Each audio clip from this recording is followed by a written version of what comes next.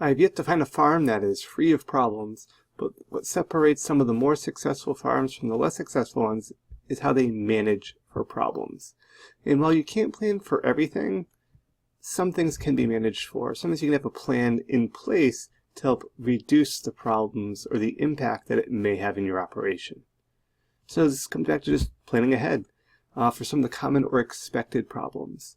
I see here we got powdery mildew on squash, late and early blight on tomatoes, leafhoppers on potatoes. Remember, there's more than just disease issues to consider. We want to think about insects, we want to think about some other impacts that could happen, such as staking and wind or weather-related things, animals. So there's more than just disease issues that we need to plan for. Planning ahead for some common and expected problems, I said squash and powdery mildew. Almost a guarantee you're going to get that, especially later in the season at fruit set. Tomatoes, early blight for sure, hopefully not late blight. Irrigation in some instances for certain fields. Potatoes, you have the leafhoppers. Carrots, if you're growing carrots, you're doing some form of weeding, what you're going to have in place. You can use flame weeding, you're going to use solarization, you're going to hand pick, what are you going to go through and do? Broccoli, animals, so you have the woodchucks.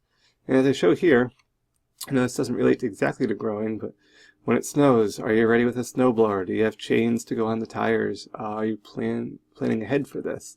You don't want to have it snow and then, realize like you've never seen snow before. You want to have, again, an idea in place and the equipment ready to go. Problems and general solutions. Again, this is just a quick kind of one-hit summary here. If you have a fungus problem, you use fungicides. Bacteria, bactericides. Virus, you want to use vector prevention. Typically, viruses come in with insects. You want to prevent the insects. Nutrient imbalance, you want to do a soil test so you can have an idea what's low, what's high. Water, know your field. Where's the wet spots? Where are the dry spots? Insects, there's many options with those. Animals, usually a physical barrier works the best. Environmental, there's only so much you can do. And grower error, look in the mirror for who to blame. You can make a mistake, but you can only make it once. For disease management, prevention is step one.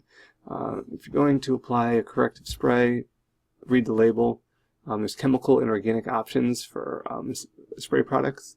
Regardless, rotations need to be considered, whether you're using organic or chemical means. I love Benjamin Franklin's quote here, an ounce of prevention is worth a pound of cure. If you can try to prevent the disease from occurring, with maybe increasing plant spacing so there's more air circulation, planting not where there's a wet portion of the field, can really save you a lot later in the season. For insect management, as I said, they're highly variable. What they lack in size, they can make up for in numbers. This is a little leafhopper, very, very small insect. And this is a field I visited with potatoes. You could see this is advanced, severe, I would call hopper burn, with the leafhoppers doing major damage to this crop. However, you notice potatoes grown here not too far over really haven't touched these crops. Still potatoes, so different varieties can be favored by some insects versus others. Applying a physical barrier is a great way, and really the only form of 100% control for insects. You're separating that with basically a screen. Assuming there's a good seal with the ground and the wind's not blowing it up, there's also no tears in it. So while it does work 100%, that is if it's 100% installed improperly and 100% functional. You don't want to have a tear in it and have the insects get in and then be trapped on the inside. That can cause actually a worse situation.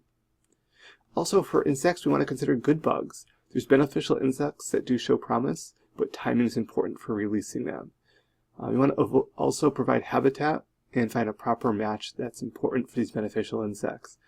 Some are very specific, which is great. You can buy them at various places online. We want to get them shipped at the right time, and you want to release them and ensure you have a good environment for those particular insects so they can be able to survive and seek out some of the bad bugs that you may have. You can also plant a trap crop. So this is where the perimeter planting, you have that trap crop and you have your main crop on the inside. You want to plant a variety of crop that's favored by the target insect. That would be on the outside. For example, squash bugs like blue Hubbard squash and some other different types of squash varieties are very good selections to make. It's suggested, though, put myself over here, suggests that you start about 3 weeks prior to planting of your summer squash, winter squash, cucumber, cantaloupe, or watermelon. So timing, again, you want to put the trap crop out early so that the insects find that it's a little bit more mature, and that's what you're going to monitor. And that can really reduce the impact on your main crop, because you're able to control the insects or monitor for the insects at the perimeter, and it could prevent them from getting to your main crop, or basically not spraying your main crop. You could be only spraying your trap crop. Again, many different options to consider. Regardless though, timing is important. Timing of planting can influence pressure, whether you're planting early or late. Also want to consider your neighbors, what their timing may be as far as planting. Someone goes in really early, that can increase insect pressure potentially. Or really late in the season, certain diseases could potentially come over on early or later plantings. Just like the baseball player here, timing is important to hit the ball. Internal combustion engines, timing is a big deal also.